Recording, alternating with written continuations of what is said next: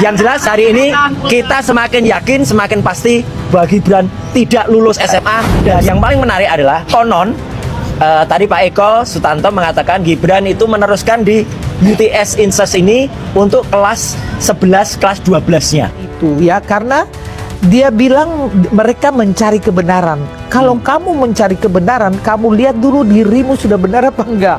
Kalau dirimu sudah benar, barulah kamu cari kebenaran. Orang dirimu aja bohong, bagaimana kamu mencari kebenaran? Ini saya semakin meyakini bahwa isu ijazah Jokowi itu benar-benar didorong atau didukung oleh elit penguasa. Ya, sebelumnya Pak Jokowi juga sudah bilang bahwa ini ada yang backup orang besar dan sebagainya gitu ya. Meskipun sebenarnya ya ini perlu diluruskan.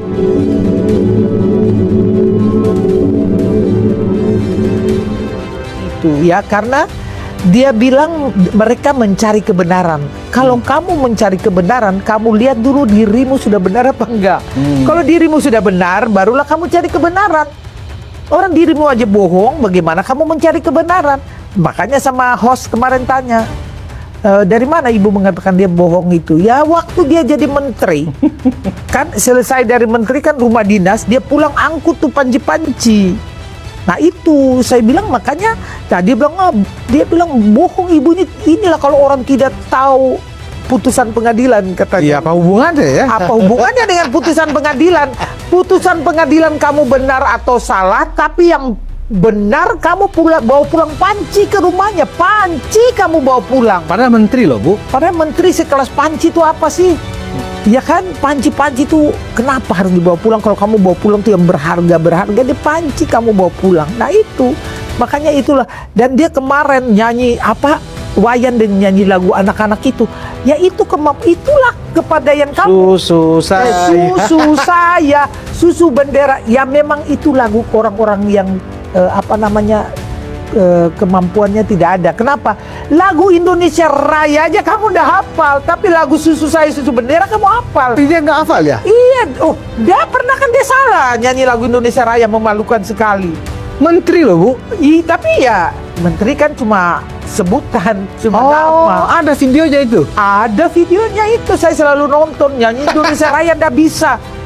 Bagaimana lu hanya bisa nyanyi Susu Saya Susu Bendera? Kalau masalah susu-susu tuh dia jagonya itu. Luar biasa. Ini saya semakin meyakini bahwa isu ijazah Jokowi itu benar-benar didorong atau didukung oleh elit penguasa. Ya, sebelumnya Pak Jokowi juga sudah bilang bahwa ini ada yang backup orang besar dan sebagainya gitu ya. Meskipun sebenarnya ya ini perlu diluruskan, bukan orang besar gitu, tapi elit penguasa. Ya, Pak Jokowi nggak bisa menggunakan kata itu elit penguasa karena anaknya masih bagian dari penguasa. Ini kan Gibran jadi wapres ya, meskipun wapres cuma status aja, tapi sebenarnya kekuatannya itu ya nggak ada. Jadi ketika Pak Jokowi bilang ini orang besar dan sebagainya, ya kayaknya itu perlu diluruskan bahwa yang mendorong dan mendukung ini adalah bagian dari elit penguasa. Siapa itu saya nggak bisa sebutkan, saya juga nggak tahu siapa persisnya gitu, karena kalau ngelihat dari tanda-tandanya itu logis dan masuk akal sekali. Karena untuk menangkap seorang Roy Suryo gampang aja.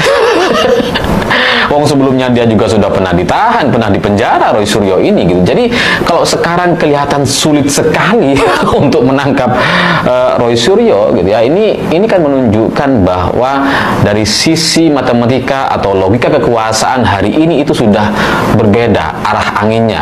Yang sebelumnya nangkep Roy Suryo itu gampang, sekarang jadi sulit.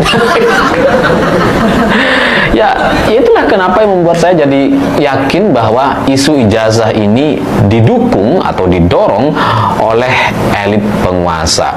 Ya mungkin awalnya itu inisiatif Roy Suryo saja gitu, tapi di tengah perjalanan gitu, kemudian elit penguasa yang mungkin punya masalah dendam pribadi dengan Jokowi kemudian ya menikmati pertandingan ini gitu.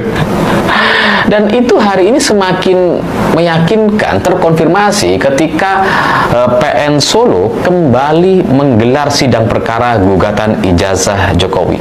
Dan ini sudah ketiga kalinya, dan menariknya tiga kali persidangan perwakilan dari pihak Polri yang dalam hal ini digugat itu selalu absen dan tidak pernah datang. Jadi ada beberapa pihak yang digugat, pertama Jokowi, Rektor UGM, Wakil Rektor UGM, dan Polri.